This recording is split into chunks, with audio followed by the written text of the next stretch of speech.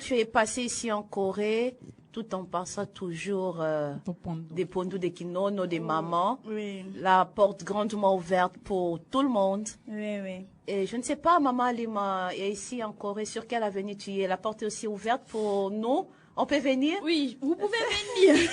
Mais ce qui craint un peu, ce qui fait un peu mal, c'est le fait de voir que les gens ne sont pas vraiment hospitaliers ici en Corée, surtout nos voisins. Effectivement. Et puis c'est vrai, comme maman Judith venait de le dire, vous pouvez rester une semaine, 2 semaines, voire même 2 mois, sans pourtant savoir qui est à côté de vous. Ben, tout ça me manque et ce qui me fait encore plus mal, c'est de voir mes enfants grandir et puis de ne jamais, jusqu'à ce moment ici précis, ne jamais goûter le pondou de kimono de Et leur qu'est-ce qui te grand-maman. manque? Qu'est-ce qui te manque de le préparer? Je peux bien le faire, mais la touche de leur grand-mère. Maman Alima, tu vas pas me dire que pendant toutes ces années, tu étais à la maison de maman. L'ingrédient spécial. Oui, fétiche de la grand-mère. Il y a un secret. Il y a un secret. Il y a un secret. Même au téléphone, ça se transmet pas. Donc, je pense que eux-mêmes doivent goûter. Et puis, moi, je veux bien les faire. J'aime bien les faire. Vraiment. Mais cette touche-là de la grand-mère, vous savez aussi, ici en Corée, il y a les kimchi qu'ils aiment bien manger quand ça vient de leur grand-mère. Kimchi de leur grand-mère. Et ils adorent. Oh là là là là là là. Donc, comme on peut les comprendre, là, sur ces plateaux, le festivité en RDC pour la nourriture, c'est que moi j'ai compris, l'élément le plus important là qui m'a beaucoup tiqué, c'est la porte grandement ouverte. Donc c'est pour dire, même si chez nous on n'a pas préparé, je vais passer là et puis dire bonjour Alima. Bonjour. Et je suis directement invitée. J'ai une petite anecdote par rapport à ça. Quand j'étais plus jeune chez nous au Cameroun également, on était une bande de 5 filles de pratiquement la même génération. On avait un rituel en fait. On ne mangeait pas nos propres nourritures le même jour de Noël. Wow. C'est-à-dire qu'on passait, puisqu'on habitait dans un quartier où il y avait des ruelles. Vous voyez un peu les rues, une rue dedans. On fait qu'on passe chaque maison, chaque porte. On va prendre ici peut-être un morceau de poulet, on va prendre là-bas un morceau de porc, on va prendre un poisson frit. On va prendre un accompagnement. Oui, oui. Et puis, comme c'est l'Afrique, vous savez, on donne. Nous sommes des enfants, les mamans donnent. Oui. Finalement, je vais me retrouver.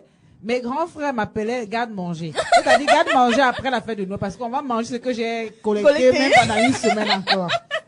Donc, pour revenir à l'histoire de la porte ouverte, en Afrique, c'est un peu comme ça pendant les festivités. On donne à tout le monde. Donc, c'est pas seulement en RDC au Congo, au Cameroun, en Angola. Oui, en Angola, en Côte d'Ivoire aussi. Oui, nous, en Angola, vous allez retrouver dans des rues, on met des tonnants. Et on est en train de griller, on appelle matabela. Matabela, c'est les cuisses de poulet. On les met là-bas, on met la musique, il y a des canettes là, de bière, des sucrés. À la portée de tout le monde. À la portée de tout le monde, tu passes, si tu veux manger, tu viens, tu prends, tu manges. Wow. Eh bien, je pense qu'on doit faire une descente aussi en Angola. Là. Alors, mais ça me fait du bien comme ça. Mais j'ai une question pour vous, le maman. On a écouté Maman Alima, la porte grandement ouverte, Maman Bobette qui nous a parlé de Matabela sur le riz. Et pourquoi pas ne pas le faire ici en Corée du Sud? Qu'est-ce qui nous manque? Rien. On peut le faire. Oui. On peut le faire. Donc si on se décide, le festivité de 2026, donc on aura... En Côte d'Ivoire, on appelle ça quoi? J'ai oublié les noms. Qui me rappelle? Choukouya. La tchéké. Voilà, la tchéké.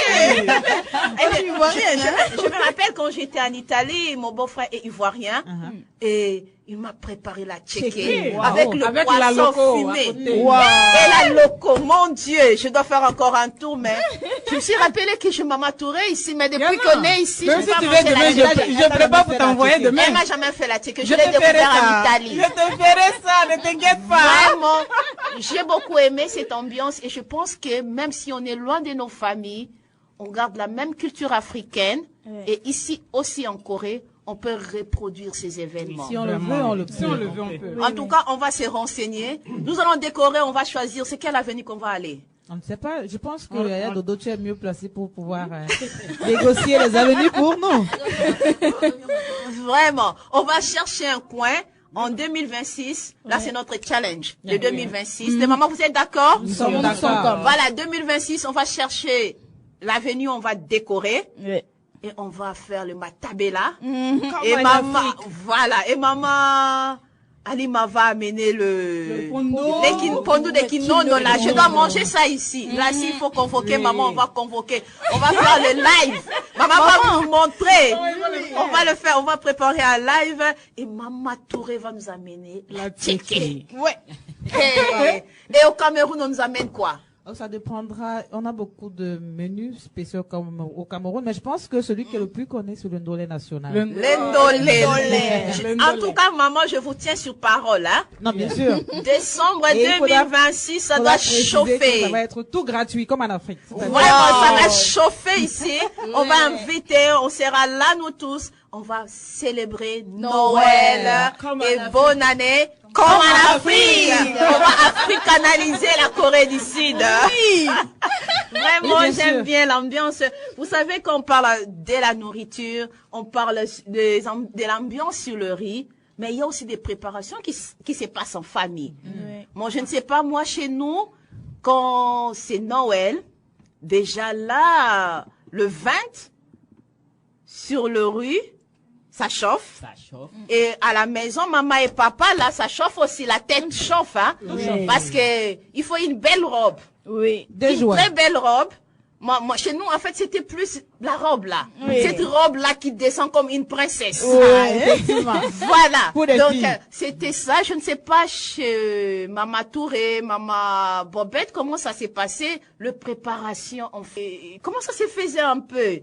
Chez nous, généralement, c'est pendant les fêtes de Tabaski et de Ramadan. Ah, oui. Pour nous, c'est spécialisé sur ça. Ok. Et quand la fête arrive, les parents dépensent énormément. Oui. Parce qu'il faut préparer chaque enfant. En moins de 18 ans, il faut les préparer. Voilà. Oui. Et vous dépensez beaucoup? Pas nous, mais les parents. Les parents. Et maintenant que tu es parent, tu le fais aussi? Oui, je le fais pour mes enfants. Ah, c'est très bien. Et Maman Alima? Même s'ils ne sont pas en Côte d'Ivoire? Même ceux qui sont ici. Vous gardez la culture. Oh, c'est très bien. Et Maman Alima? Nous, on a l'habitude d'appeler ça les habits de bonne année.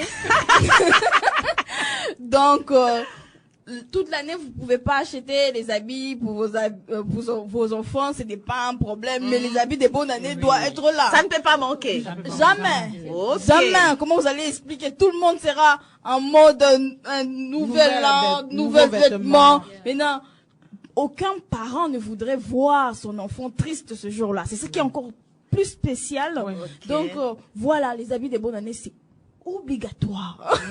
Et Maman Alima est chez toi à la maison maintenant. Les habits de bonne année, c'est obligatoire? Parce que tout ce que... aujourd'hui, les enfants coréens, ils ont vraiment cette culture des Coréens. Ok. Maintenant là, on les habitue maintenant à aller vers nos sociétés, notre culture. Il y a des organisations qui s'y font. C'est maintenant ils commencent à comprendre, mais pas du point d'obliger les habits de bonne année. Ok. Donc si je comprends bien, notre culture et la culture coréenne, c'est tellement différente. Et on a du mal à intégrer cela à nos enfants. Pour leur... Moi, je pense que, en tout cas, 2026, on a beaucoup de challenges. Je vous dis. On a beaucoup de challenges pour nos enfants. Et je vais même l'annoncer aussi.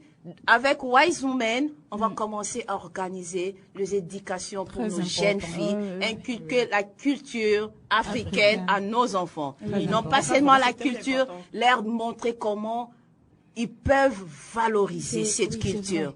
Parce qu'on a l'impression que nous, les parents, on ne sait pas vraiment le transmettre. Et si nous laissons comme ça, avec les années qui passent, on va perdre nos enfants. C'est vrai. Alors, avec Wise Women, 2026, nous avons beaucoup de challenges. C'est transmettre nos cultures à nos enfants. On va commencer avec le jeune fille et après on va poursuivre avec le jeune garçon.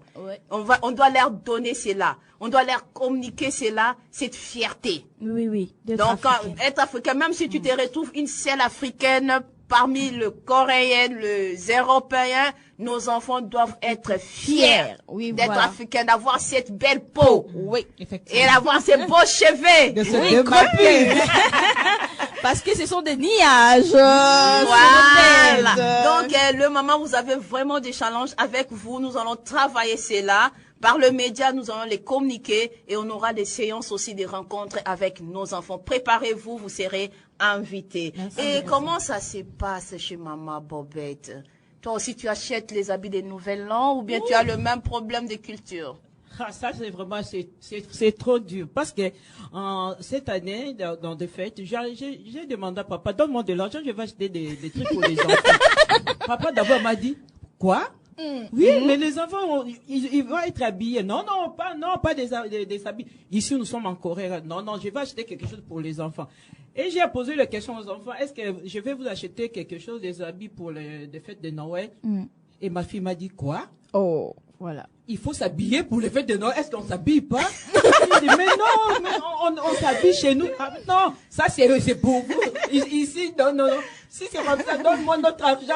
Je vais sortir avec mes amis pour aller les dépenser. On va aller manger, mais pas les habits. Non, maman, ça, non, on peut pas. Donc, c'est vraiment difficile. C'est vraiment très important pour inculquer aussi nos enfants, notre culture africaine. Parce que si on laisse comme ça, nos enfants ont tendance à perdre tout. Il englobe tout ce qui est... nos racines. Oui, il prend tout ce qui est coréen ici. Donc, il veut s'habituer, il sait faire comme des Coréens, tout comme des Coréens. Mais ça, bien sûr, on est ici, en Corée, il vit ici, mais il doit avoir quelque chose de nos cultures dans leur tête. Donc, ils ont vraiment demandé, ils ont refusé et je n'avais pas acheté même quelque chose. Ils ont tout pris leur argent, ils ont dit qu'ils vont sortir avec ses amis, c'est tout, je le sais. Oh là là. Bon, je sais pas, comme on a dit, en famille, nous, le fait, c'était d'abord pour le famille. Les amis peuvent venir, mais c'était d'abord pour le famille. Mais je crois que chacune de nous, on a des difficultés à passer de fêtes en famille. Ça, c'est aussi un point que j'ai essayé de soulever pendant toutes ces années. Je ne sais pas comment ça se passe, Maman Joël. Tu en dis quoi pour ça? Le fête en famille, ça s'est fait? Ok. Le fête en famille, pour moi, ce n'est pas compliqué. Car le fête en famille, on se prépare ensemble avec. Pour moi, ce n'est pas compliqué parce que le fait en famille, je prépare ensemble avec mes enfants. Je suis loin de mes enfants. Ok. Mais à distance, on se prépare déjà. Surtout ma fille, elle a maintenant 17 ans. Elle était obligée d'acheter une nouvelle robe. Donc, Maman Joël, je l'ai flattée. C'est très important. Vous voyez, Maman Joël, ses enfants sont encore en RDC, mais jusqu'à là, elle continue d'acheter la robe. Oui. Voilà. Elle continue encore.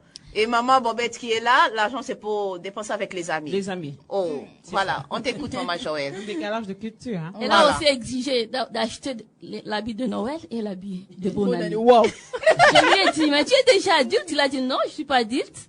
Je suis obligée aussi de m'habiller. Ma mère est en vie, mon père est en vie, et pourquoi pas m'habiller? Wow.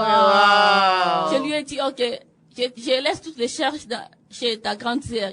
Il va s'occuper de toi. Wow. La grande sœur a dit, mais on est déjà adulte, on pouvait pas porter chaque jour comme ça. Il a dit, moi je veux m'habiller parce que je suis bébé de maman. Wow. C'est super. Mais loin de moi, mais on se prépare quand même. On se prépare, de loin, mais on se prépare. Ça vraiment, je vais encourager toutes les mamans. Je sais que c'est difficile en Corée, avec le système, avec le rythme de vie, mais je crois qu'il y a des choses qu'on doit réveiller en nous. Ces moments-là magiques, parce que, vous savez, vous parlez, j'ai écouté Maman Alima, comme elle disait, des pondous des mamans. Est-ce qu'un jour aussi Prince va parler des kimchi des mamans? Non. Voilà. Non, donc, il y a des choses où nos enfants, on a du mal à leur transmettre parce que nous allons à effacer des moments où nous devons garder. Donc, comme ces fêtes de Noël, ces fêtes de bonne année, où en Afrique, on le passe en famille. Et la génération Android, chacun devant son téléphone et on n'a pas de moments de famille.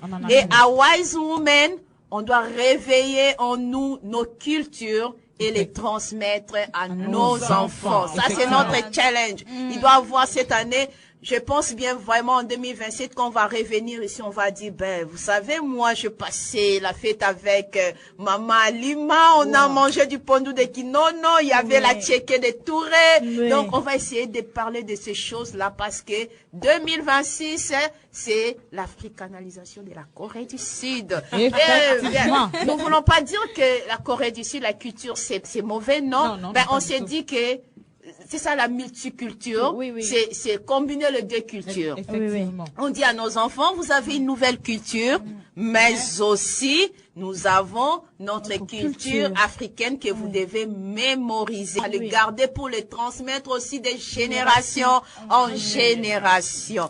Et nous allons prendre une pause avec la musique de Noël. On va essayer de bouger un peu, on a parlé beaucoup, et nous allons écouter.